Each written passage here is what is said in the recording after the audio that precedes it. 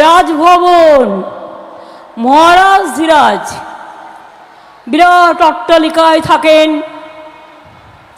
কখনো সখনো তার দেখা মেলে।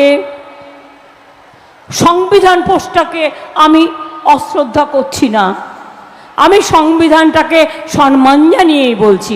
মাননীয় মহোদয়, আপনি কি বললেন এই ঘটনা ঘটবার পর?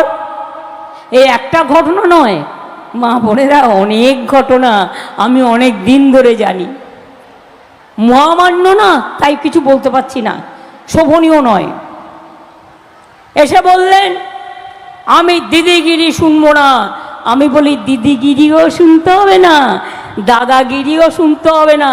বাট তোমার মতো লোকের কাছে যেতে মহিলারা এখন ভয় পাচ্ছে। আমাকেও যদি তুমি কথা বলতে ডাকো, আমি তোমার ওখানে আর যাব না। আমায় রাস্তায় ডাকো, আমি রাস্তার ফুটপাতে বসে কথা বলবো, কিন্তু তোমার পাশে দাঁড়িয়ে কথা বলবো না। একটা মেয়ে নয়, অনেক মেয়ে সর্বনাশ করেছে। এরাই হচ্ছে ভাজপা দল। এদের চরিত্র বলে কিছু আছে, মান সম্মান বলে কিছু আছে, ভদ্রতা বলে কিছু আছে, সখ্যতা বলে কিছু আছে, সভ্যতা বলে কিছু আছে, সংস্কৃতি বলে কিছু আছে, সম্প্রীতি বলে কিছু আছে। কিচ্ছু নেই, শুধু মিথ্যের ভাওতা।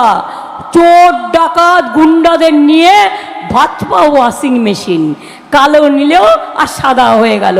Washing powder Nirma, washing powder Nirma, washing powder Bhajpa, washing powder Bhajpa. সব কালোগুলো ঢুকে গেল আর সাদা হয়ে গেল। আমাদের লড়াই করতে অনেক কষ্ট করে।